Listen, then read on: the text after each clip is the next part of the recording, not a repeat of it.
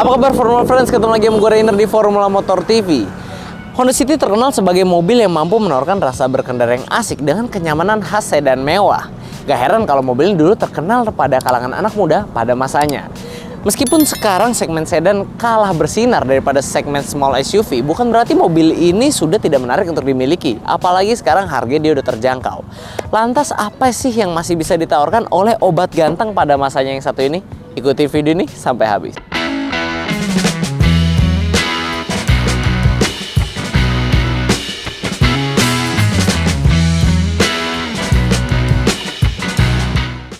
Kita sekarang mau test drive Honda City dan pertama-tama yang kita akan cari tahu adalah radius putarnya.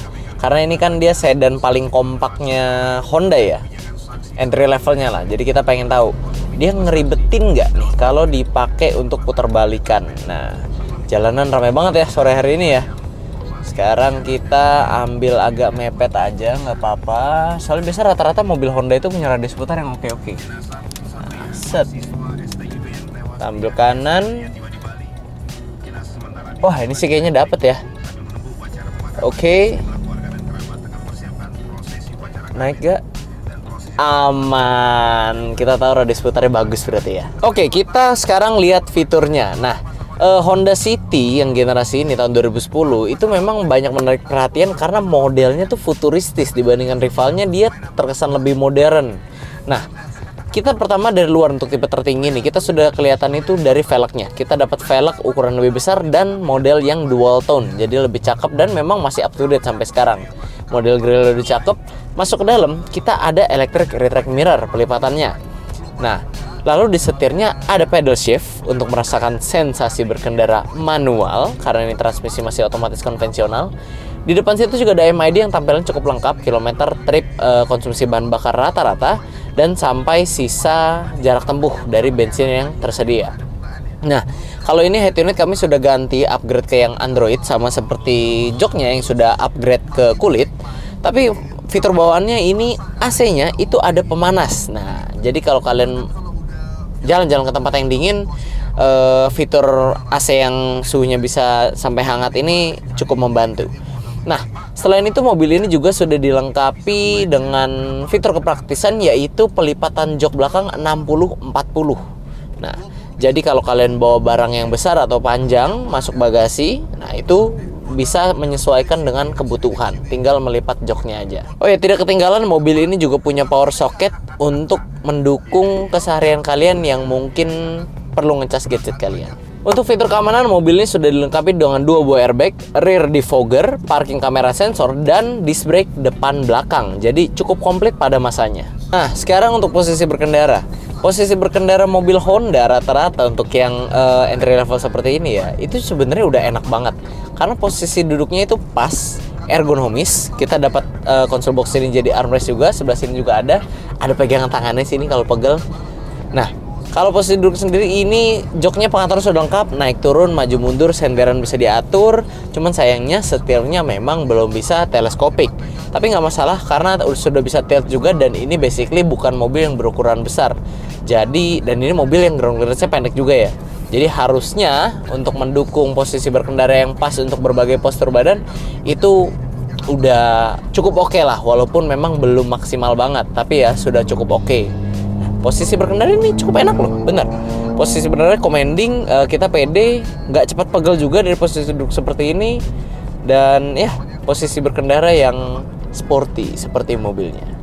Nah, sekarang selanjutnya abis kita tes posisi berkendara, kita tes suspensi dong. Nah, ini mobil Honda nih, sedannya nih. Kalau Jazz-nya kita udah sering ya, tapi kalau City, nah kita cukup jarang.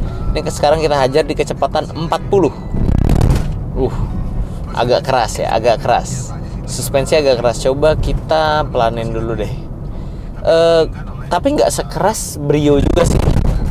Kalau Brio lebih sakit gitu kita kalau hajar-hajar speed bump kasar begini. Kalau ini nggak. Tapi memang nggak bisa dibilang empuk juga ya. Nah, ini kita hajar nih, kita hajar kenceng. Tuh, masih bantingan tuh berasa agak keras di belakang, tapi nggak yang sakit didengar gitu loh. Jadi kita masih pede kadang-kadang kalau hajar dikit, terpaksa ngehajar dikit tuh masih pede. Nah, sekarang dari suspensi yang bisa dibilang agak keras, handlingnya gimana? Asik apa enggak? Karena dia kan adiknya Civic Batman. Yuk kita coba aja langsung. Nah sekarang kita pengen tes handling dari adiknya Civic Batman. Yuk kita coba. Set. Wah, pengendalian cukup direct ya. Set. Direct sih. Cuman berasa limbung dikit mobilnya. Limbung dikit aja berasa. Walaupun pengendalian sigap tuh. Set, sigap. Tapi ya gitu. Mobilnya agak limbung dikit. Mungkin karena ground clearance dia lebih tinggi dikit daripada Honda Civic ya. Dia disetel supaya ada kombinasi nyaman dari suspensi juga yang tadi walaupun nggak empuk-empuk banget sih memang. Tapi Civic Batman memang punya suspensi yang lebih keras. Kita pernah coba dulu. Tapi handlingnya memang mantap banget itu mobil.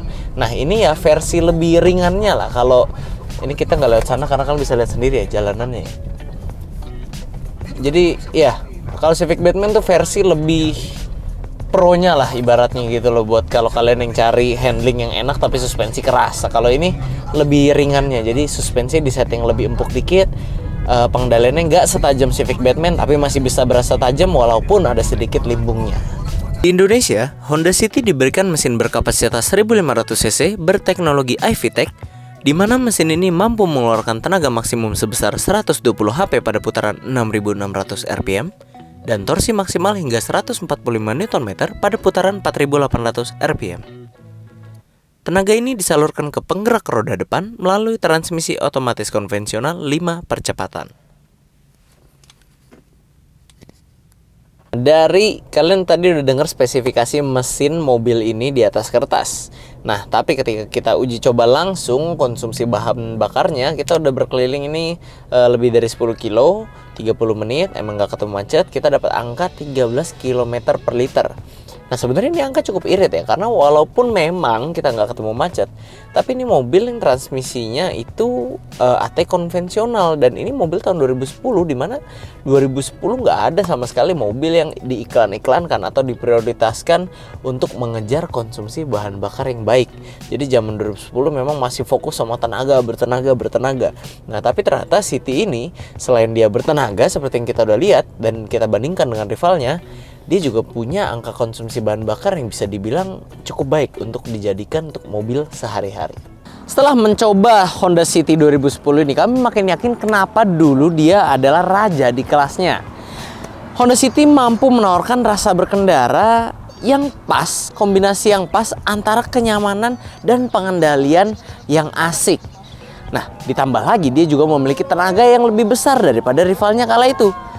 Ditambah lagi, dia sekarang punya harga yang sudah terjangkau, sehingga sekarang kita tidak heran kalau masih banyak yang mengincar mobil ini untuk mencicipi gimana sih rasa mobil yang merupakan dulu adalah raja di segmennya.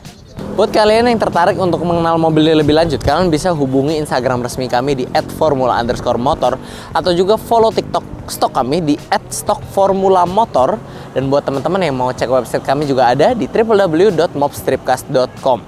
Oke friends, kayak segitu dulu untuk video hari ini. Kami tentunya masih punya banyak konten menarik dan edukatif lainnya yang akan kami sajikan di channel YouTube kami, yaitu Formula Motor TV.